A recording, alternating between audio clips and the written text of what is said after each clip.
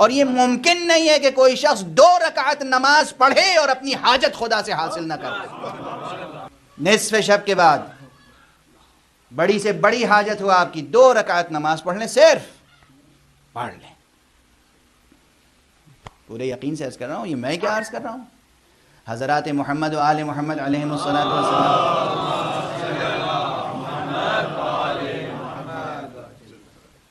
کہ 1-2 بے شمار ارشادات ہیں، بے شمار حدیثیں ہیں جن میں یہ بات کہی گئی کہ نماز نماز نماز نماز کس کی طرح چیزوں کو انسان کی مدد کرتی ہے مشکلات میں، اخلاقی مشکلات میں، نفسیاتی مشکلات میں۔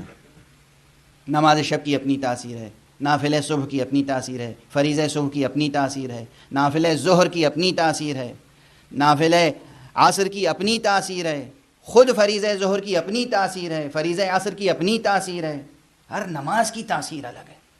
خصوصیت کے ساتھ نماز شب وہ ہے کہ جو انسان کو ناگفتنی باتوں سے اس طرح روکتی ہے کہ انسان کی نگاہوں کے سامنے کچھ بھی ہو رہا ہو، اس کی آنکھیں کھلی ہوتی ہیں لیکن اس کے اوپر کوئی اثر نہیں ہوتا، جیسے سیسا پلائی ہوئی ایمان کی دیوار ہو۔ آنکھیں کھلی ہوئی ہیں، سامنے کوئی رقص کر رہا ہے، کوئی برہنہ ہے، کوئی کچھ ہے، کوئی اثر نہیں پڑتا، نفس پہ کوئی اثر نہیں پڑتا، نفس مطیع فرمان الہی رہتا ہے۔ یہ خصوصی قوت ہے جو انسان کو نماز شب سے حاصل ہوتی ہے۔ اور پھر اسی طرح جو میں نے عرض کیا کہ اور بہت سی نماز شفع کی اپنی تاثیر ہے، 1 رکعت جو نماز وتر ہے، نماز وتر، اس کی الگ ایک تاثیر ہے۔ صلاۃ کی اہمیت بھی آپ کے پیش نظر ہے، صبر کی اہمیت بھی آپ کے پیش نظر ہے۔ صبر اور صلاۃ دونوں کا ظاہر بھی آپ کے سامنے ہے، دونوں کا باطن بھی آپ کے سامنے میں نے ذکر کر دیا۔ اگر نماز کو یہ دیکھنا ہو کہ کہاں کہاں نماز قوت پہنچاتی ہے، کن کن آزمائشوں میں، کن کن امتحانوں میں نماز قوت عطا کرتی ہے، تو آپ اندازہ کریں کہ جنگ بدر کتنی بڑی جنگ تھی اسلام کی، سب سے پہلی جنگ، کتنی بڑی جنگ تھی۔ دشمن تعداد میں زیادہ، اسلحے سے لیس، ہر طرح سے ان کی قوت زیادہ تھی، اور جو حضرات پیغمبر اکرم صلی اللہ علیہ وآلہ وسلم کے ساتھ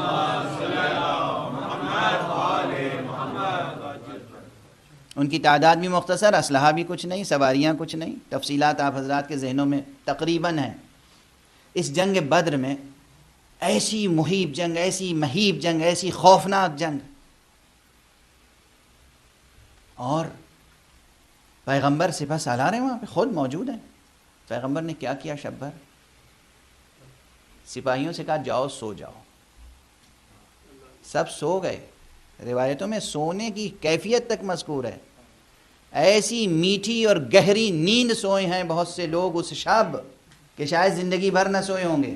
جو روایتیں ہیں اور جو آیت میں تذکرہ ہے، جس چیز کا اشارہ ہے، میں اس کا بیان اس وقت کرنا نہیں چاہتا ہوں، اس لیے کہ ہر بیان کو واضح کرنے میں وقت درکار ہوگا، مگر ایک جملہ کہنا چاہتا ہوں، پیغمبر کی موجودگی میں میٹھی اور گہری نیند سو جانا اور ہے،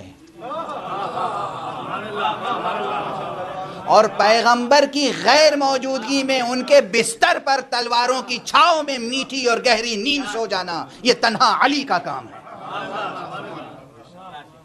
یہ منظر کہاں اور وہ منظر کہاں؟ وہاں خود پیغمبر موجود ہے۔ پیغمبر نے کہا جاؤ سو جاؤ، رات کا وقت ہے، صبح تمہیں جنگ کرنی ہے، سو جاؤ رات میں۔ خود پیغمبر نے کیا کیا؟ شب بھر نماز پڑھتے رہے۔ اللہ اکبر۔ بس اب ایک جملہ اور ہے، تاریخ کا جملہ ہے، میں دہرا دیتا ہوں آپ کے سامنے۔ پیغمبر نے سب سے کہا سو جاؤ، یا سب خود سے سو گئے بغیر پیغمبر کے کہے ہوئے؟ یہ تحقیق طلب مسئلہ ہے۔ پیغمبر شب بھر عبادت کرتے رہے، یہ خبر ہمیں دی کس نے؟ یہ ہمیں بتایا کس نے کہ پیغمبر شب بھر نمازیں پڑھتے رہے؟ سونے والا جاگنے والے کی خبر نہیں دے سکتا، سونے والا جاگنے والے کی خبر نہیں دے سکتا۔ جب مصطفیٰ بیدار تھے اور محو مناجات تھے اور نماز پڑھ رہے تھے، اس وقت علی ابن ابی طالب علیہ السلام نفس پیغمبر تھے، وہ بھی بیدار تھے، وہ بھی بیدار تھے، وہ بھی محو مناجات تھے، وہ بھی پیغمبر کے عوامر کو بجا لا رہے تھے. بہت سی فضیلتیں جو شب بدر میں امیر المؤمنین علی ابن ابی طالب علیہ السلام کو حاصل ہوئی ہیں. بعض روایتوں میں ہے کہ اس ایک شب میں 3000 فضیلتیں علی نے پائی. ایک شب بدر میں 3000 فضیلتیں. یہ روایت عامہ و خاصہ سب کیا ہے؟ علی ابن ابی طالب نے ایک شب میں 3000 فضیلتیں. اب وہ تفصیل کسی دن اور. آج اس وقت بس ایک گریز، وقت ختم ہو چکا.